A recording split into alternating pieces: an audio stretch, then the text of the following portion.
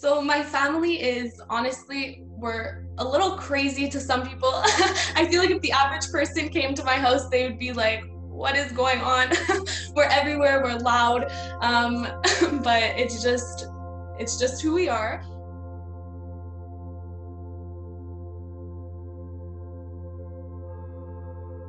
So I grew up in a very loving household. I'm half Italian and half Portuguese. I grew up a lot with my grandparents. They were the ones who kind of took care of me and watched me as a kid when my parents were at work. They were very big on love and loving everyone, no matter, culture, race, any of that stuff, just love for humanity and hard work. They really, because of them, I know how to work hard and do what I want to do, what I love with a lot of passion. One of our biggest traditions is that every Sunday we actually all gather at my grandmother's house for dinner, and we eat around the table, share food, a lot of laughs, and really just love around the table, and we eat a big Italian feast every Sunday that my grandmother cooks for us. And it's just really, filled with love and filled with a lot of laughs. And it's been difficult now with COVID-19 because to protect them and keep them safe, we haven't been going. Since March, we haven't been going to their house for dinner, which was really tough, but we've kind of, I guess, started a new tradition to keep contact with them and keep that close relationship. Every single night without fail at 8 p.m. we video call with them and we just laugh and talk about our day and share stories, just so we always keep that close relationship, because that's super important to me, my family, and my grandparents, so we like doing that. For me, education has always been something I value very highly. I tend to put a lot of pressure on myself when it comes to education, which could be a negative thing because I put a lot of pressure. It causes me a lot of stress. It's really interesting because growing up, it's not like my parents were very hard on me school-wise. For them, an 80 or even a 75 was good enough, as long as I worked hard and I did my best. If that was my mark, then that was my mark, and they were happy. But for me, I always put the pressure on myself. And for me, if I wasn't a 9 or above, it was the end of the world. Like, I really, really did. Yeah, I always put a lot of pressure on myself. And I think it was just because I enjoyed seeing the end result of that final 90.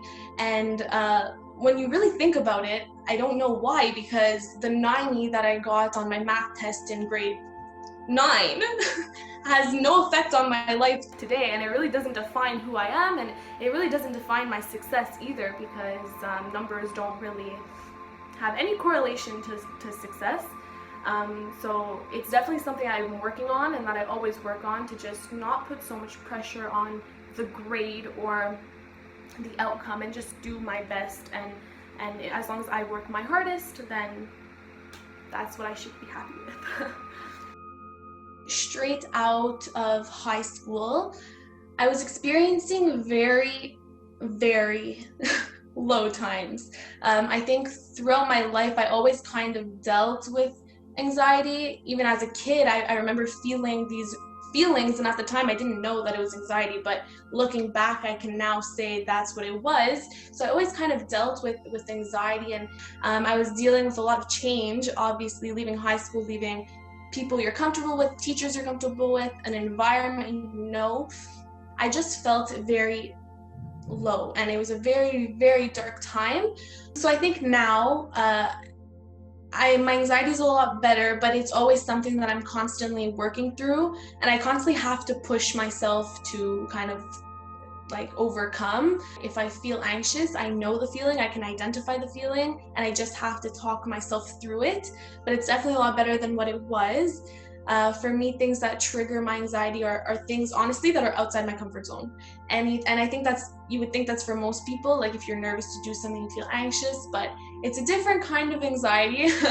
But I know that every time that I just push through it, I come out on the other side, and it ends up being okay. From where I was to where I am now, I really worked on myself, and it took me a while, but I started to just love who I was, as cliche as it sounds. Like, I accepted who I was, and everything that I would tell myself negatively about myself, I was like, how can I preach positivity to other people if I'm not even feeling that for myself?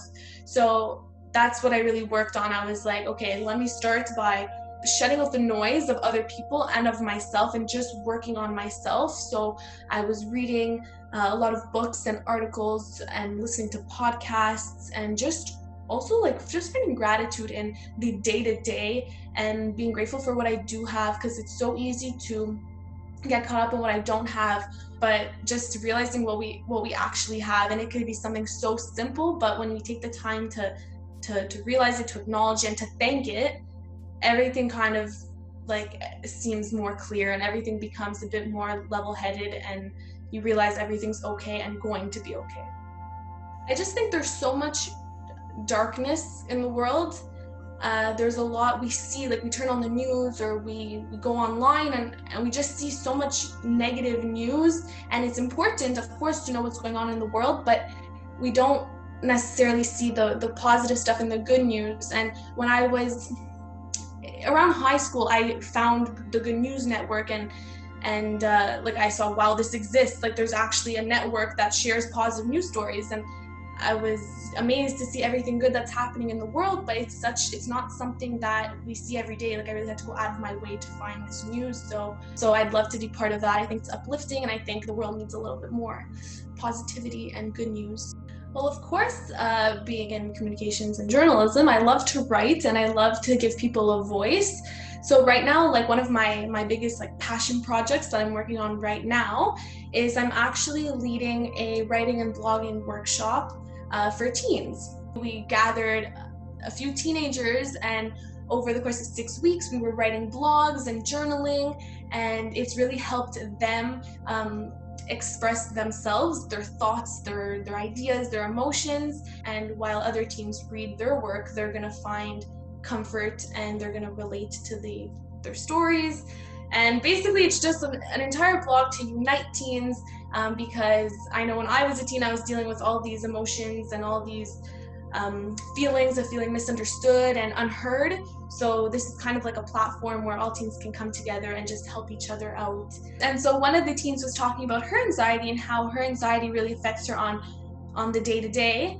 And it was interesting because I was working one-on-one with her, and I was realizing that her story resembles a lot of my story when I was her age. So I kind of felt like I wasn't only helping her, but I was helping myself, as if I was talking to my younger self and help. Like, it was like hugging her, but also hugging my younger self, which sounds so weird, but it was therapeutic for both of us, honestly. So in 2017, I watched a movie called Kiss and Cry. And so Kiss and Cry is a movie based on Carley's story. Of course, I had no idea when I watched the movie, but I laughed throughout the movie, I cried, and I fell in love with the movie. And then at the end of it, it said that this is a true story and that there is a foundation called Carley's Angels. So of course, I went on Instagram and I Googled, what is Carley's Angels? And when I saw their mission, I felt so pulled to their mission. Carley's Angels is a Toronto-based foundation that's working to unite traditional and holistic cancer care in hospitals. So it encompasses mental health and therapy sessions, nutrition, fitness, and really looking at the whole person and the whole cancer patient to help heal them.